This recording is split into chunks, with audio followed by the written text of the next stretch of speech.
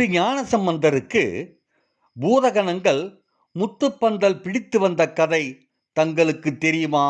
சரி, இதோ பார்ப்போம். கும்பகோணத்திற்கு பக்கத்தில் உள்ளது பட்டீஸ்வரம் என்ற ஊர்.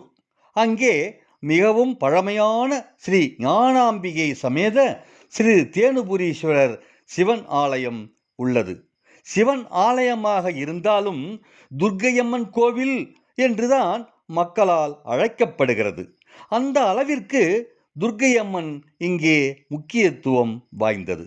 காமதேனுவின் மகள் பட்டி இங்குள்ள சிவனை பூஜித்து அருள் பெற்றதால் இந்த ஊர் அவள் பெயராலேயே பட்டீஸ்வரம் என அழைக்கப்படுகிறது.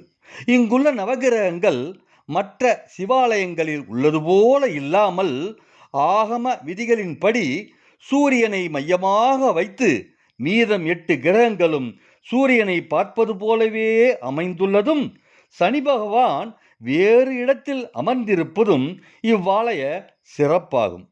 இக்கோவிலில் ஆனி மாதத்தில் புராணகால வரலாற்றின்படி முத்துப்பந்தல் என்ற விழா நடைபெறுகிறது. திருஞான சம்பந்தர் இங்குள்ள தேனுபுரீஸ்வரரை வணங்க சுட்டெரிக்கும் வெயிலில் வீதி வழியே அடியார்களோடு ஆலயத்திற்கு நடந்து வந்து கொண்டிருக்கிறார். இதை கண்ட தேனுபுரீஸ்வரர் தன் பூதங்களை அனுப்பி வருகின்ற அந்த ஞான குழந்தையின் மீது வெயில் படாத வண்ணம் முத்துப்பந்தல் அமைத்து அதன் நிழலில் அழைத்து வர கட்டளையிட்டார். அந்த நிழலில் நடந்து வருகிறார் ஞானசம்பந்தர். தேனுபுரீஸ்வரர் தன் எதிரில் உள்ள நந்தியம்பெருமானை அழைத்து, என்னை காண ஓர் குழந்தை வந்து கொண்டிருக்கிறது. அது நடந்து வரும் அழகை நான் காண வேண்டும். அதற்கு இடையூறாக இல்லாமல் சற்று விலகி இருப்பாய் என கட்டளையிட, அந்த ஆலயத்தில் உள்ள நந்தி பகவான் எல்லா இடத்திலேயும் மூலஸ்தானத்தை மறைக்காமல் விலகியே இருப்பதை இன்றும் காணலாம்.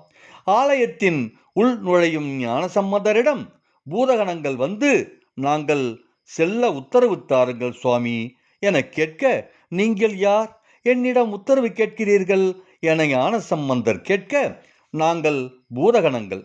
இறைவனின் உத்தரவுப்படி தங்களின் மீது வெயில் படாதவாறு நிழலுக்காக முத்துப்பந்தல் பிடித்து வந்தோம். எங்கள் வேலை நிறைவு பெற்றது. தாங்கள் அனுமதி தந்தால்தான் நாங்கள் விடைபெற முடியும் என கூற, இவர்களுக்கு உத்தரவு தந்துவிட்டு சிவனை காண கருவறைக்குள் நுழைந்த ஞானசம்பந்தருக்கு தேனுபுரீஸ்வரர் தங்கத்தாலான ஒரு ஜோடி தாளத்தை தந்தருளினார். அந்த பொட்டாளத்தை பெற்றுக்கொண்டு தாளம் போட்டுக்கொண்டே இறைவன் மீது பதியம் பாடினார் ஞானசம்பந்தர். இந்த சம்பவத்தை நினைவுபடுத்தும் வகையில் ஆண்டுதோறும் ஆனி மாதம் முதல் நாளில் முத்துப்பந்தல் நிகழ்ச்சி திருவிழாவாக இன்றும் விமர்சையாக நடக்கிறது. இப்பொழுது தெரிந்து கொண்டீர்களா திருஞான சம்பந்தருக்கு பூதகணங்கள் முத்துப்பந்தல் பிடித்து வந்த கதையை? நன்றி, வணக்கம்.